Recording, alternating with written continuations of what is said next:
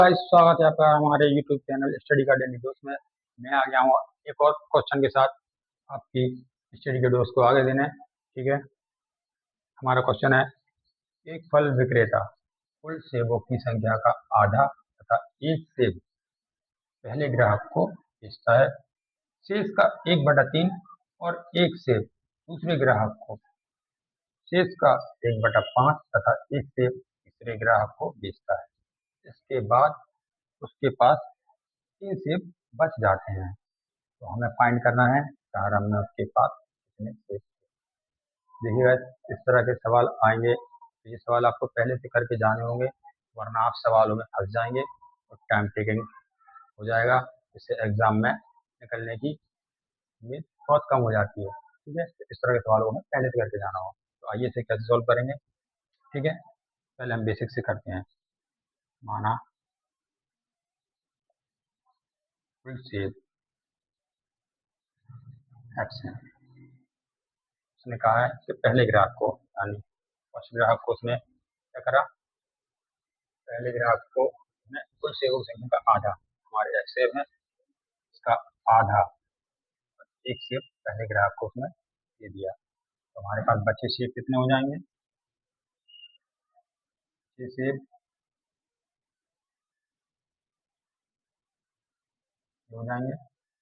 ठीक है, अब सेकंड ग्राहक को उसने क्या करा, जो बचे सेब हैं उसका 1/3 और एक सेब और एक्स्ट्रा दिया। ठीक है, तो बचे हुए सेब हमारे ये हैं, इसका 1/3,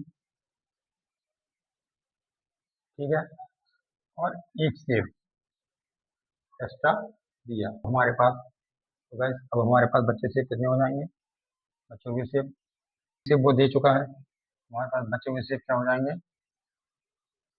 2/3, उसमें से एक कम।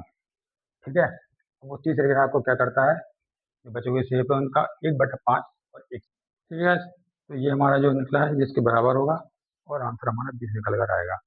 ठीक है, अब हम इस सवाल को इस तरीके से करेंगे तो ये बहुत ज़्यादा टाइम टेकिंग हो जाएगा, जैसे कि पेपर में हमें दिक्कत होगी।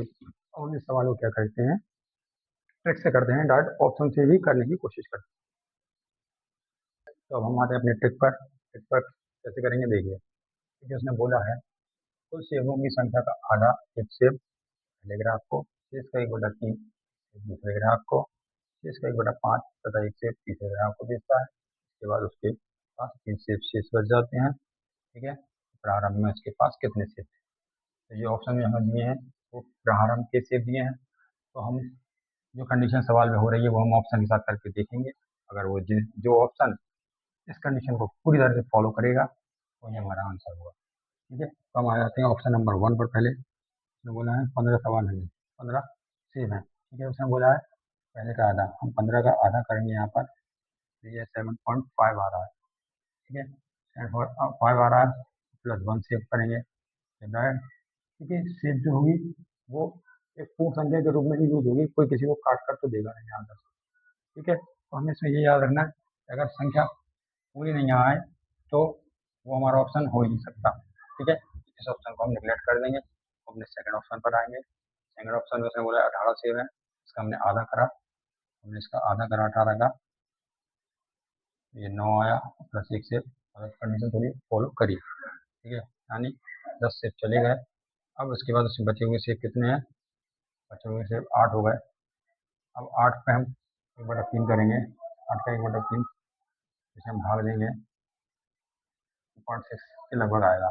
मतलब मैंने आपसे कहा था कि अगर पूर्ण संख्या आंसर में ना आए तो वो ऑप्शन वहीं पर हमें निगलेक्ट कर देना है।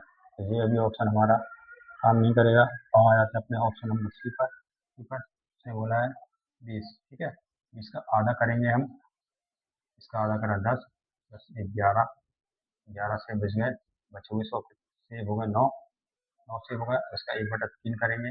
उसने कहा है दूसरे में, दूसरे को वो 1/3 दे रहा है, 1/3 करा हमने, ये हमारे 3 दिया 9 +1, यानी 4 से चले गए, 4 4 15 हो गए। ठीक है, 4 4 15 हो गए,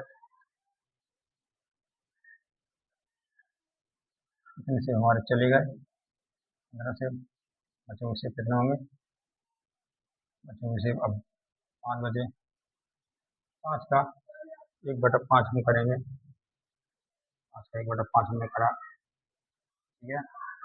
तो ये एक आएगा, एक सिर्फ और 2 से चलेगा, तो ये टोटल कितने से हो गए, 15 2 17 से हो गए।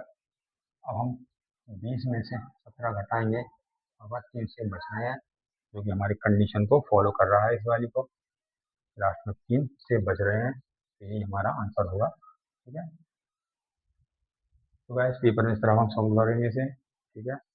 और भी ज़्यादा नॉलेज के लिए हमारे चैनल को लाइक एंड सब्सक्राइब करें, और भी अच्छी अच्छी वीडियो मैं लाता रहूँगा, ठीक है। Thank you.